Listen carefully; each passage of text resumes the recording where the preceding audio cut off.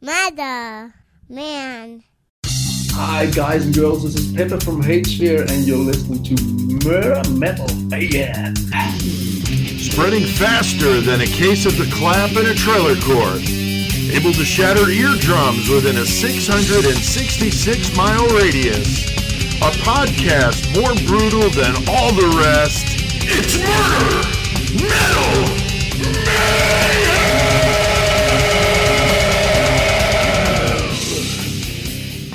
This is Pete Altieri with the Murder Metal Mayhem podcast, and I have the privilege of doing this interview with Pepe, the guitarist of the Danish metal band HateSphere. How's it going with you in Denmark, and how was that album release party the other night?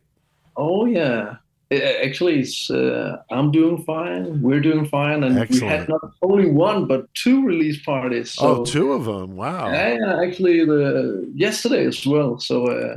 Fantastic. Really cool. Yeah. Yeah, I saw a few pictures on Facebook and wish I was there. It looked like a good time. Very cool, very cool. Well, I have to ask you, because it's kind of the elephant in the room, is how does a guy from Denmark get the nickname Pepe? Because your name is Peter, like mine. Yeah. But is that a Danish thing? Like, is that is there another reason for it? I have to ask. Yeah, sure. And you'll get the explanation. Early on in our band history, way back, actually still, it's always funny to fart, right? Oh, yeah. You know, farts are funny. Yes. And the thing is, in the beginning, I don't know how, we've always been a farting band, I guess. No, but we thought about Pepe Le Pew.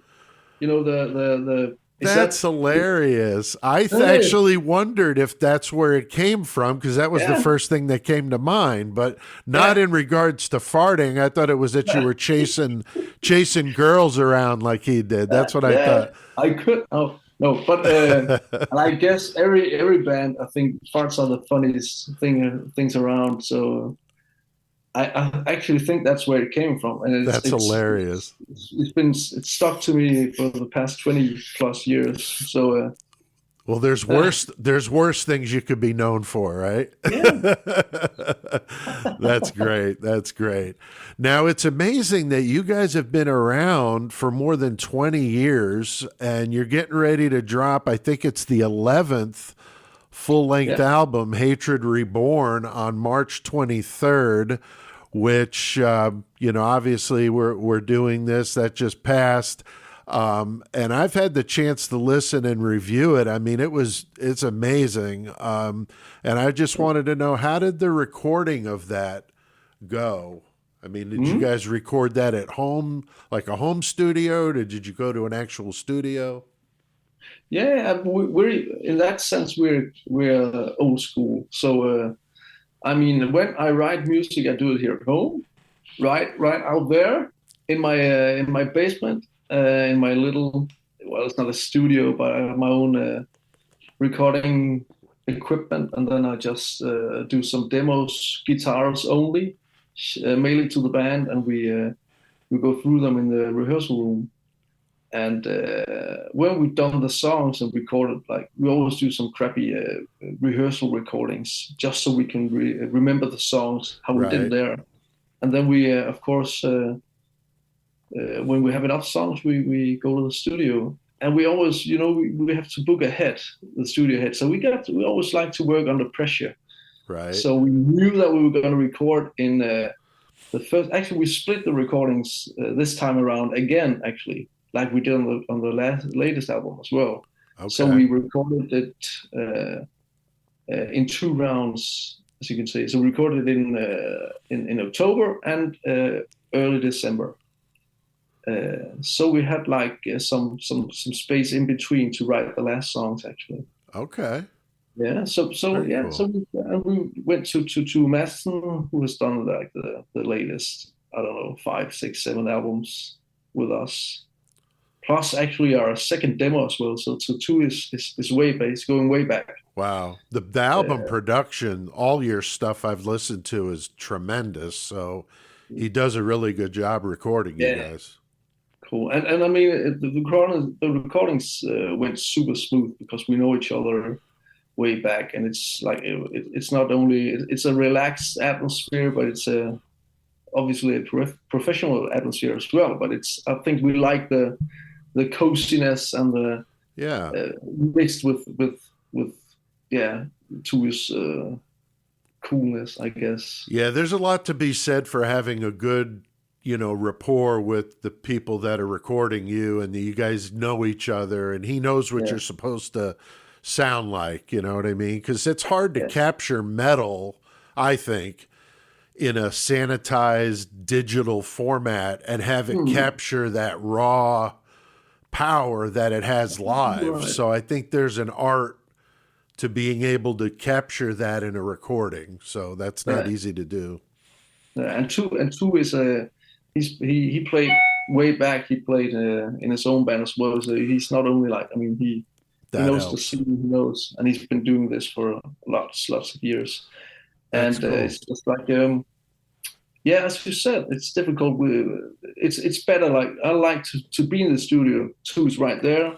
I'm recording. Right. Get the sound right in your face instead of this. And it works. It works really well. That's awesome. Now you guys have a different singer for this album. He was not on any other of your releases. I really like his style. What's his name and how's that been going with him so far? Yeah, his name is Matthias, and yeah, things have been going really well. I mean, he's not only I mean, he's a kick-ass singer. He's got.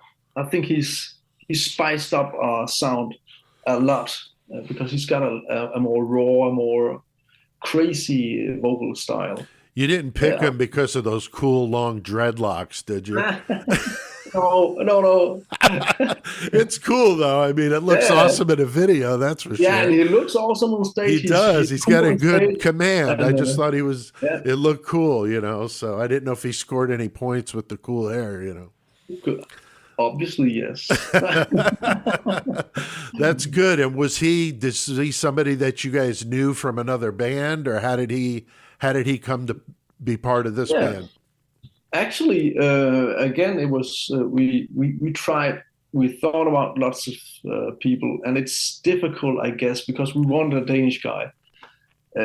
Because I think it's easier to get the band together, all of the band to rehearse Right. when we need that, and to it's easier to talk to each other when everybody's doing the same or speaking the same language, all that the same. Yeah, so it's just easy with the Danish guy, I guess, Right. and plus we needed to get a guy that obviously was a cool singer and a great showman and a cool guy. So it's not Yeah. it's not easy to find. And we had we know the Danish scene, and we also don't yeah. So it's kind of and everybody's kind of taken.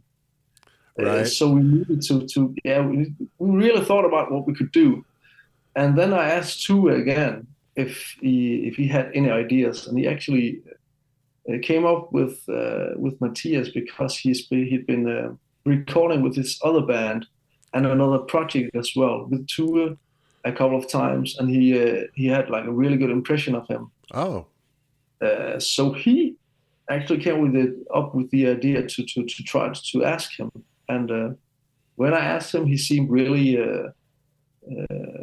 yeah really like a really nice guy, like a really yeah. yeah, Yeah, he that just helps. a nice guy, and plus we knew that if Tool thought he was a cool vocalist, then he should be a cool vocalist. Right. And yeah, and he was a nice guy, so we just actually we tried him out, and even before the first rehearsal, we got a show offer, like a week in advance. So it was like really, we had to say, can you play the show without actually having rehearsed with him. So actually, and then he was so reasonable. He was like, I think I'm pretty sure I could do it. And That's we awesome. went to the show, and then he played the show, and it was fucking awesome. That's So killer. That's killer. And you guys have had a few different singers, and I got to say, from one album to the next, you can hear that it's somebody different, but it's not that radically different. It still sounds like you guys, you know, even though you've had a few different singers, which is not easy to do for a band to not change a lot when you get a different singer in there. So you guys have stayed the same, I thought, you know, which is really cool. Yeah. Now, you are the only original member of the band, right? Yeah.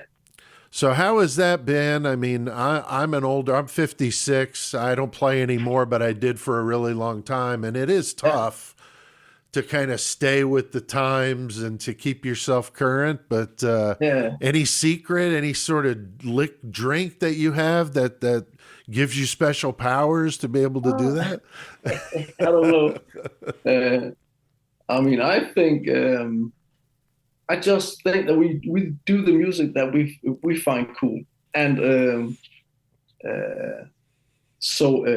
I guess that's not a secret. It's just that we do it, and just I guess doing what you like to do. And I think the reason why the band sounds consistent is obviously the guy that's been there from the beginning, which is you. So it seems like your writing and your playing obviously is a big part of why the band sounds like it does. So I think maybe that's why, even though I haven't been listening to you for more than a couple of years, so I had to kind of go backward and was listening to some of the other older stuff, and I was thinking, wow, this is really, you could see the band's progressed, but you don't see like radical changes like you see with a band that's been around for that long with different members in the band. So so hats off, man.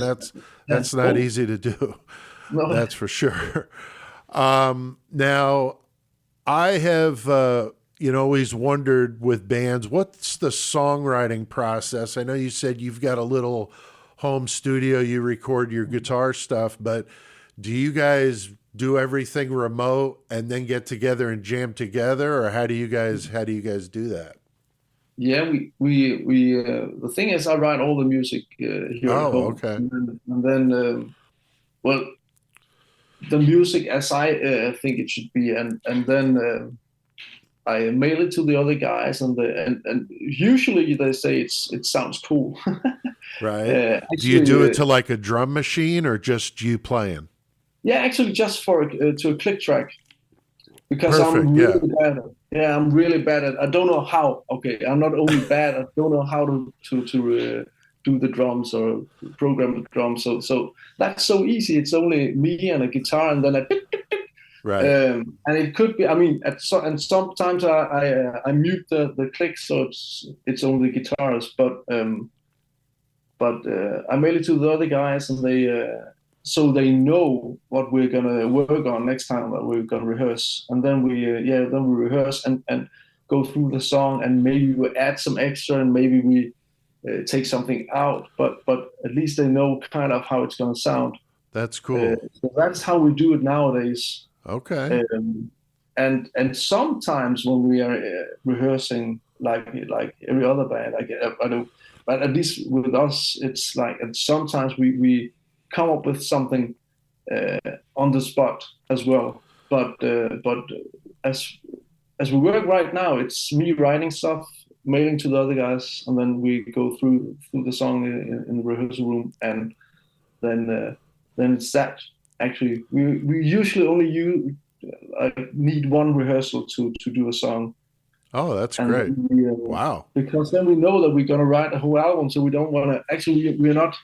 I mean, before I mailed the song to the other guys, I've been working a lot on it at home, but we don't use like 4 times rehearsal to finish the song. It's almost always finished with one max 2 rehearsals. Wow, that's And then we leave it be and go to the next song, and then and then we like play the songs once in a while as well, like the right. older new songs, so we know what's going on, and then we just enter the studio and do like the old times.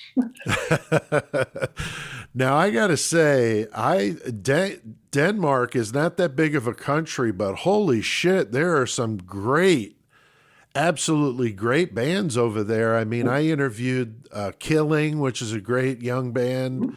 Yeah. Demolizer, also, good young band. Yeah. Beast. I mean, you guys, I've just recently stumbled on Chronicle, and holy shit, those guys are really good. So, I mean, I'm just like blown away at how much good metal is over there in Denmark. But what's the scene like there? Is Copenhagen where it's at, or beyond that? Is there other places where you guys can play? Yeah. And the next 6 months or so, we're gonna play a lot of shows in Denmark. I think we're gonna play like 15, I guess. Wow. Maybe even more. So I mean, Copenhagen is our capital and the biggest city. So obviously that's where things are happening as well. But here in Aarhus, where I live, it's has always been a great metal city as well. So actually, I think they're kind of equal. Oh wow! And yeah, so the two biggest cities, I guess, have the biggest scenes as well. Yeah, that's but cool. Aarhus has always been a cool metal city. Oh yeah, for sure. Now, one of my all-time favorite bands is from Denmark, which is Merciful Fate. I was into them in the 1980s, absolutely loved them. And then, of course, King Diamond, and just really, really, really dig that. But what, do you guys like them? Yeah, but I don't. I have some King Diamond stuff, but I'm not that much into it actually. Okay. But he's really popular here anyway. He played our biggest festival, Copenhagen, like a couple of years ago, and people went crazy. So he's still got a big fan base here. Yeah, and I know he lives here now. He lives in Dallas, Texas. So exactly. So yeah, he's here in the United States. But yeah, I've just always, I mean, since the 80s, just really liked him and Merciful Fate. And so whenever I hear Denmark, that's the first thing I think about. And every Sunday, I drink my coffee out of a Merciful Fate Don't Break the Oath mug. So it's my salute to organized religion, So. Yeah. Cool. So now you guys have done some touring in Europe, but what about other parts of the world? Have you guys gone beyond Europe with your touring? Yeah, we played in the States twice. Oh, wow. That was back in 2010. We went on 2 US tours with the Black Dahlia Murder and Nevermore. Oh, wow. And then we played the 70,000 Tons of Metal cruise as well. That was in 14 or 15. And I hope that we'll be back. We actually could have played the cruise this year as well, but we got the offer too late, kind of, so we couldn't get off from work and all that. Right. But we hope to be back. Plus that we've played. Actually, we played in Japan twice and toured China twice as well. Oh, wow! And we hope to be able to obviously to come back to Japan and hopefully play South America as well, because we've never been there. A place like Australia could be cool as well. So yeah, there's some really, really great bands in Australia that definitely I could see you guys playing with over there. Just some really, really good bands we've had on the show before. Just fantastic. Yeah. So now, what about any touring plans that you guys have for the new album? I mean, I know you said you got a lot of Denmark shows, but beyond that, anything cooking? Yeah, we only. I think and I hope that shows will pop up as well, and maybe we get some more summer festivals. I don't know, but we got a couple of shows. We got a German show and a French show as well. But the plan is to tour a lot in Denmark the next 6 months, and then we're going to do a European run. It's going to be in the end of the year or early next year. Okay. And and then just hopefully get some other cool stuff like Japan or South America or maybe the US. But we're gonna play a tour quite a lot. That's the plan, at least. That's great. That's great. Now, what are some other bands that you like or listen to that maybe our listeners don't know about? I always love asking bands this because you guys I've heard so many great suggestions. Chronicle was one I just stumbled on, and I thought that would have been a good one for us to talk about since they're from Denmark. But any others, even outside of the area, just any that you like that maybe we don't know about? Like Danish bands or what? Any bands that you've been listening to? What's the latest thing you've been jamming? Yeah, but I play a lot or listen to a lot of hard rock, actually. Okay. I listen to lots of other stuff. Sure. But I guess you know him. I don't know if you know. I guess you do. I've been listening to a lot, and of course you know Ghost. Yes. But that's actually a band that I discovered like not that long ago, and for me, finally a band that's exciting and cool. I've missed a band like that, so that's cool. But and actually because they got some old school vibe for them to them as well. Mm-hmm. I love that band, but I mean that's a huge band, so it's not that unknown. But if we talk about hard rock, for example, I listen a lot to a Swedish band called Treat. So if you're into hard rock, you should check out Treat. I'll have to check that out. It's quite different from what we play, but it's a really cool band. Yeah, sometimes I have to find stuff like that because my wife isn't into the extreme metal like I am, death metal and thrash and stuff. So a hard rock band is somewhere we can meet in the middle. Yes. So yeah, that's cool. Try Treat then. All right, I'll check that out. That out. And one I'm gonna pass on to you. We were talking about Australia earlier. Yeah. One to check out is a band called In Malice's Wake. They're from Melbourne. It's an odd name, In Malice's Wake, but they're fantastic. A good thrash death band, very similar in some ways to stuff like you guys are doing. So I think you would like them. Cool. So what about your first heavy metal concert? What was that? And what was that what inspired you to want to play guitar?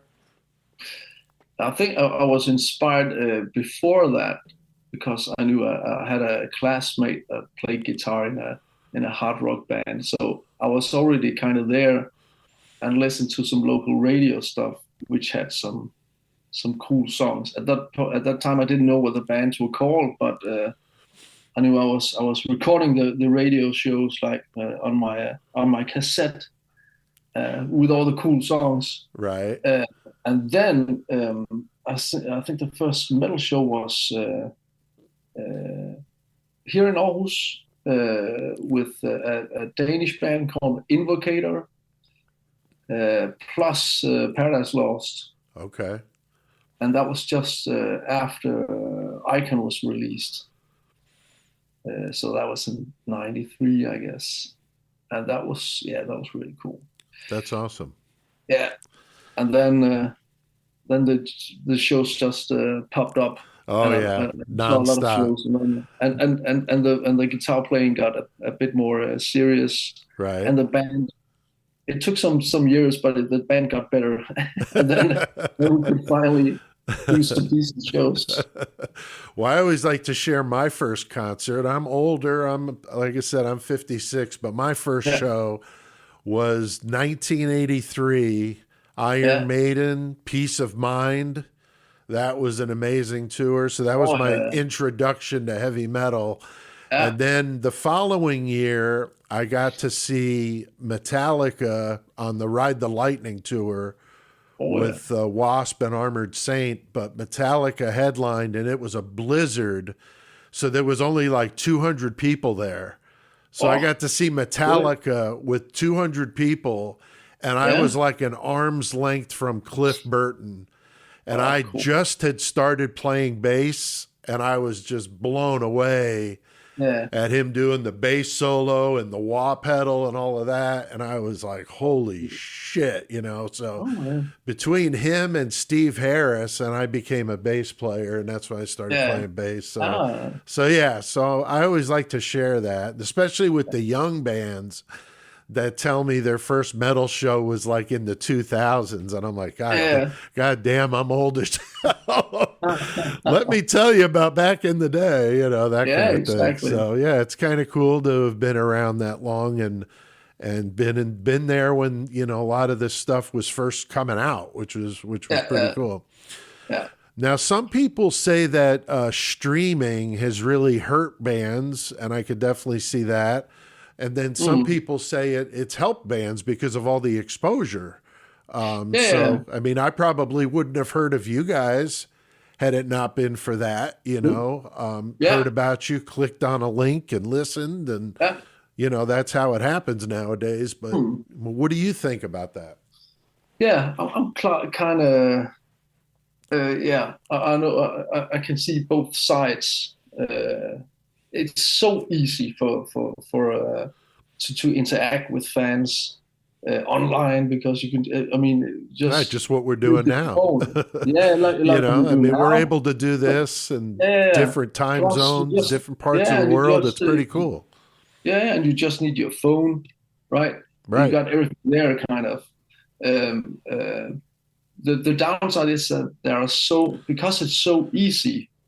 There are so many bands and so many releases, so it's easy to drown in all this. It I was when we go back like 20 plus years, it was more of a mystery when an album was released, kind of, right? You didn't know maybe who we what the band was called, all that, and it's so easy now that you know everything. So it's not that kind of a That's a mystery, good but point. it is way easier to promote your album. And if you really want to use some time online, you can. I think you could do a good job.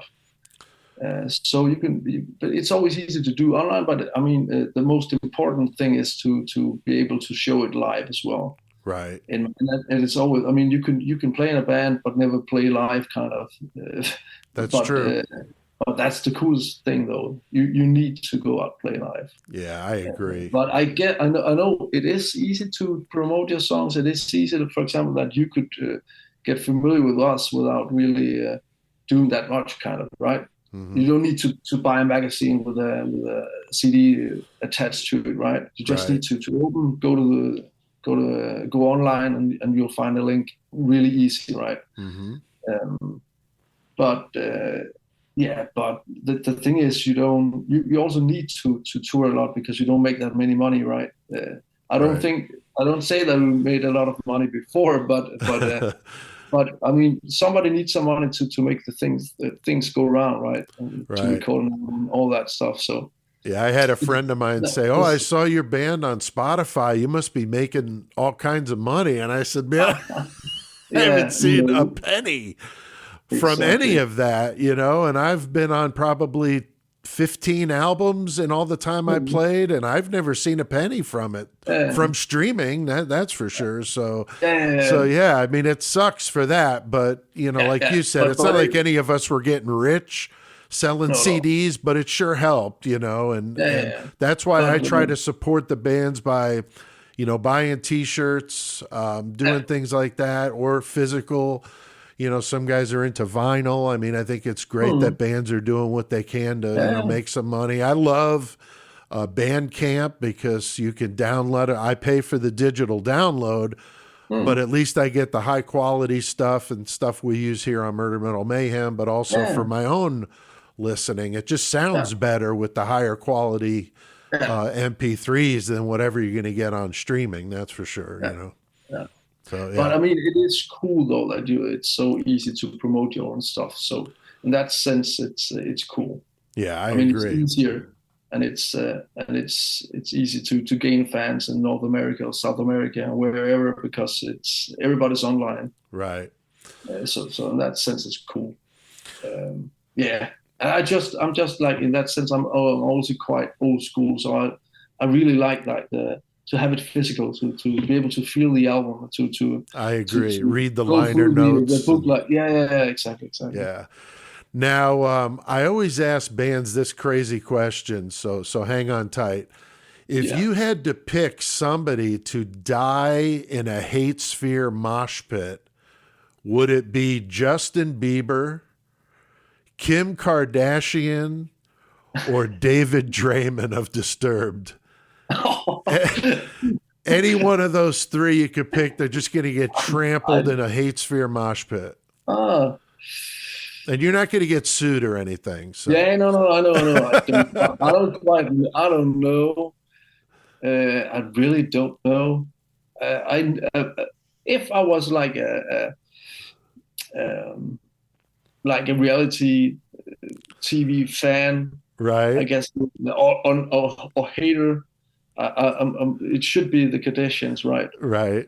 I don't really watch the show, but they seem really annoying. So let's say the Kardashians. Let's go with the Kardashians. That's cool. When I interviewed Schizophrenia from Belgium, they said, or one of them said, do I have to pick just one? Yeah. Can I pick them all? So that was pretty funny. I usually get some funny looks from bands, and I interviewed a band from Santiago, Chile last week, and their English was not very good. And I asked them that question, and it took a minute for it to like register with them, and then they couldn't stop laughing, and it was pretty funny. So we always have fun with that one. All right. Anything you want to add, Pepe? Anything we didn't talk about that you wanted to bring up about the band? What's going on? Anything new? I don't think so. I just want to say thank you for taking your time to interview us, and I hope that all the listeners go out and check us out, and hopefully we'll be back in the States before long.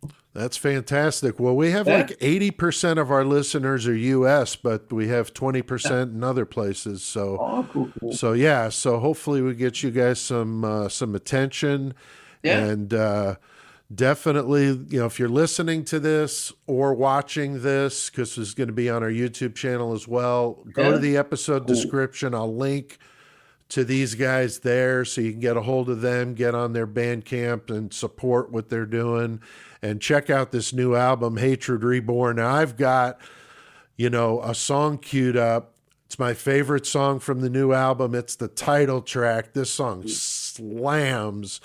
Love the bass and drums at the beginning. It just, when I was listening to it in my car, it just filled my whole car. It just sounds awesome. So if you're listening to this, crank this up. And Pepe, thank you for coming on Murder Metal Mayhem. You keep in touch. Love to have you back on again. So always. Very cool.